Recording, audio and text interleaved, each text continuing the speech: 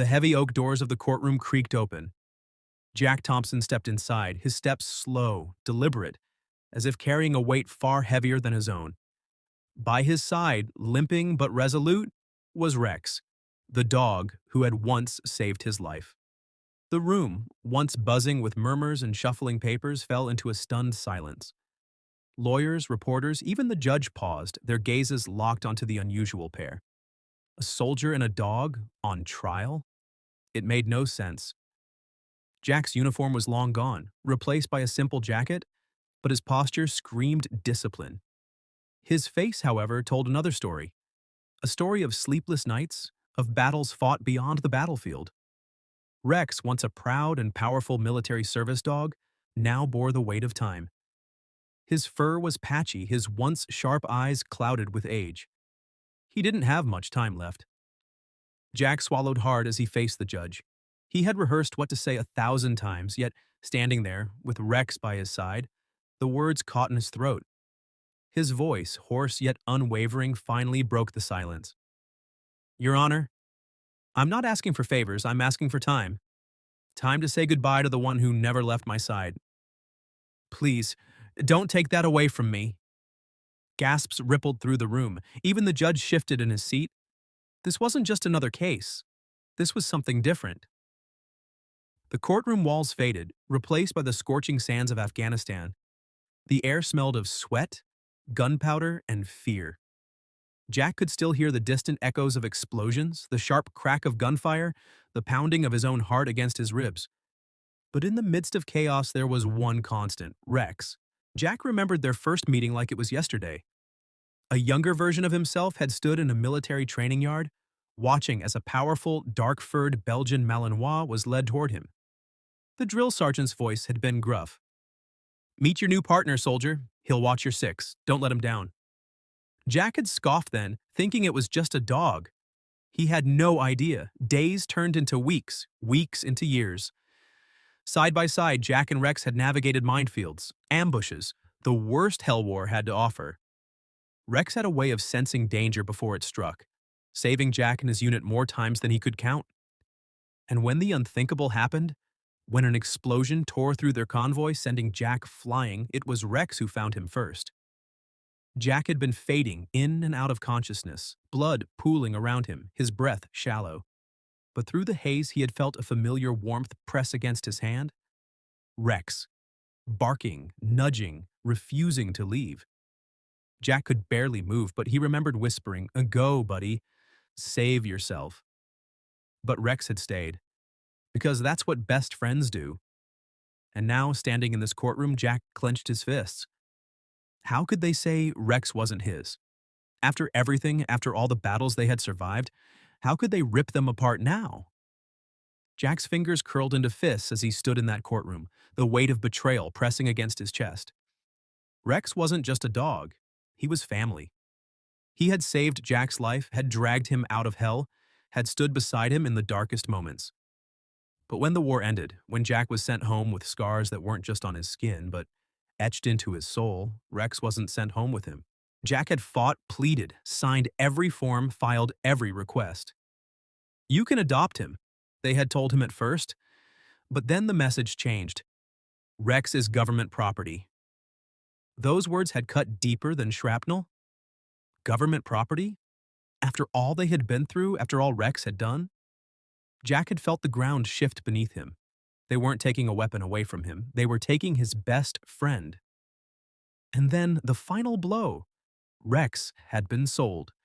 Not to another soldier, not to a family who would cherish him in his final years, but to a wealthy politician who had never seen a battlefield, never heard the desperate cries of men clinging to life, never understood what it meant to owe your very existence to the loyalty of a dog. Jack had tracked him down, knocked on his massive iron gate, heart pounding. When the man finally answered, his voice had been cold, dismissive.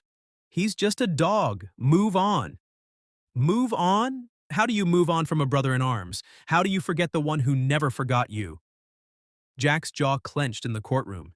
He would fight, no matter what it took. He wouldn't let them steal Rex's last moments from him. Jack sat in his dimly lit apartment, the weight of helplessness pressing down on him. His hands trembled as he scrolled through his phone, rereading the message that shattered him. Rex is sick. He doesn't have much time left. The words blurred as his vision clouded with unshed tears. He had spent years fighting to bring Rex home. Years of doors slammed in his face, of courts rejecting his pleas, of being told to let go. But how could he let go when the one who had saved his life was dying alone? Jack felt his pulse hammering in his ears. He had to act, now. Within minutes, he was standing outside the politician's estate again, fists pounding against the towering gate. The cold night air stung his skin, but the fire in his chest burned hotter. The security guard glared at him. "Go home," Jack's voice cracked. "He's dying. Just let me see him, please." Silence. Then the politician himself appeared, his expression bored as if Jack was nothing more than a minor inconvenience. "You again?" He sighed, adjusting his gold cufflinks. "Why do you care so much?" "It's just a dog." Jack's throat tightened. He had faced war, stared death in the face, but nothing felt as cruel as those words. His voice was raw. "He's not just a dog. He's my family." The politician smirked. "Not anymore." Then the gate slammed shut. Jack staggered back, breath hitching. Time was running out. If the law wouldn't listen, if justice wouldn't listen, he would find another way. Jack sat in his truck outside the politician's estate, hands gripping the steering wheel so tightly his knuckles turned white. He couldn't break through that gate, but he could break through the system. He had one last weapon left, the law. With trembling fingers, he dialed the number of the only lawyer who had ever believed in his fight. Ethan Carter, a former military prosecutor, now an advocate for veterans' rights. Jack's voice was raw with desperation. "He's dying, Ethan. I don't have time for another rejection. We need to fight now." The next morning, Jack found himself in Ethan's office, the weight of years pressing down on him. Ethan leaned forward, scanning the case files, his sharp eyes burning with something Jack hadn't seen in years: determination. "This isn't just about you," Ethan said. "This is about every soldier who has ever been told their partner is just government property. If we win this, we change the law." Jack's heart pounded. This was bigger than him, bigger than Rex.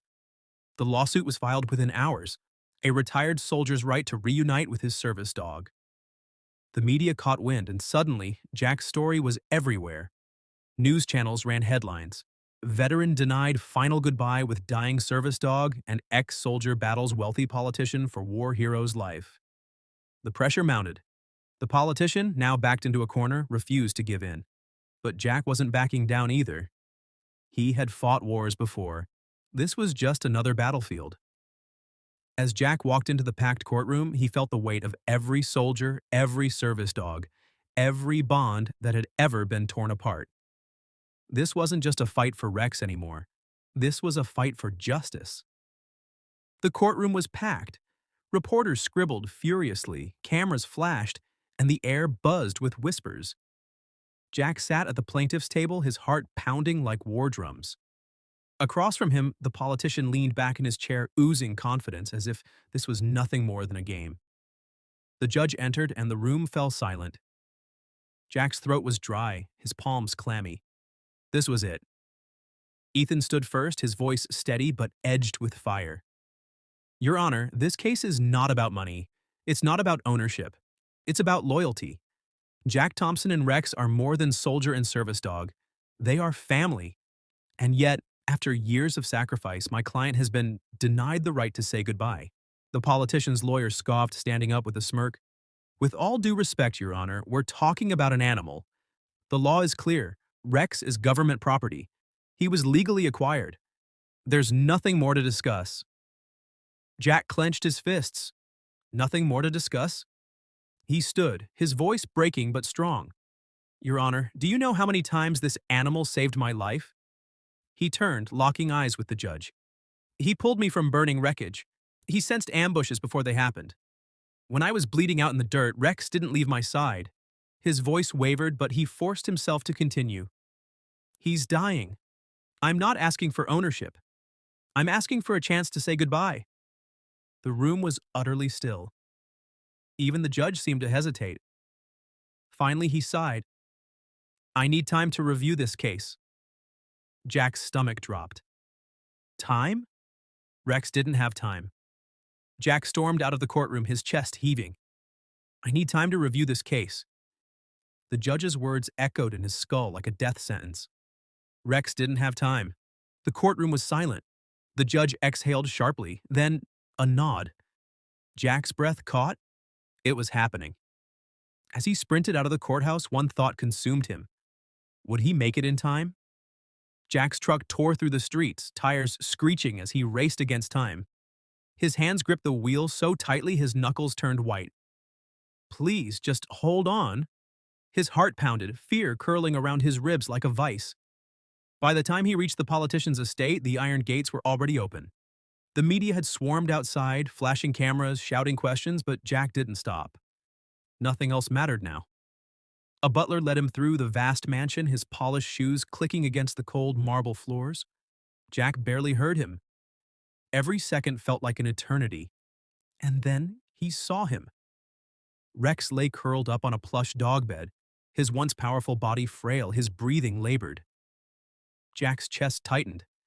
This wasn't the same dog who had charged into battle, who had once stood strong against explosions and gunfire. But those eyes, they still held the same loyalty, the same love. Jack dropped to his knees, his voice barely above a whisper. Hey, buddy, I'm here. Rex's ears twitched. Slowly, painfully, he lifted his head, his tail giving the weakest thump. Jack felt his throat close up. He remembered. Tears burned Jack's eyes as he ran his fingers through Rex's fur. I'm so sorry it took so long. Rex let out a slow, shaky breath and rested his head on Jack's lap. The courtroom, the legal battles, the years apart, none of it mattered now. Jack bent down, pressing his forehead against Rex's. You're my hero, buddy. Always. Rex's body relaxed. A final exhale. A peaceful stillness. And just like that, his war was over. Jack sat in the courtroom once more, but this time, he felt empty. The chair beneath him was cold, the air thick with anticipation, but none of it mattered. Rex was gone. No legal decision could change that, no ruling could give him back the time he had lost. The judge sighed, flipping through the case file. After reviewing the evidence, I have reached a decision. Jack barely listened. What was the point? He had fought with everything he had, and in the end, he was still left with nothing but memories. Then the words cut through the fog of grief. The court rules in favor of Mr. Thompson. Jack's head snapped up. What? The judge continued, his voice steady. Rex was never government property. He was a soldier, a hero. And he should have been with the man who fought beside him. Effective immediately, service dogs will no longer be treated as mere assets. They will have the right to retire with their handlers. The courtroom erupted in murmurs. Ethan gripped Jack's shoulder, his voice thick. You did it, Jack. You changed everything. Jack swallowed hard. Did it matter? Rex would never get to enjoy that freedom. But then he thought about every soldier who would never have to feel this pain. Every service dog who would never be ripped from the one they loved. Jack closed his eyes, picturing Rex, strong, fearless, running free at last. He exhaled, a single tear slipping down his cheek. We did it, buddy. Jack stood at the military cemetery, the wind whispering through the trees. The sun cast golden hues over the endless rows of white headstones. But Jack only saw one, Rex's. He knelt, running his fingers over the engraving. Rex, loyal soldier, fearless warrior, beloved friend. His chest ached, a deep, hollow pain that no victory could erase. He had won the case, but he had lost his best friend. A soft bark broke the silence. Jack turned. A young soldier stood behind him, a service dog by his side. Sir, I just wanted to say thank you. His voice wavered. Because of you, I get to keep my partner. Jack's throat tightened. The soldier knelt, stroking his dog's fur. I heard about what you did. Rex changed the law. He saved us. Jack looked at the dog, alert, loyal, full of life, just like Rex had been. His heart clenched, but for the first time in a long time, it wasn't just pain he felt. It was purpose. He exhaled, placing a trembling hand on Rex's headstone. You hear that, buddy? You're still saving lives. The wind picked up, rustling the trees. Jack closed his eyes, swearing he could feel Rex beside him, strong, unwavering, forever loyal. As he walked away, he didn't feel alone. He felt Rex in every soldier's heart, in every service dog's unwavering gaze. Because true heroes never die, their legacy lives on.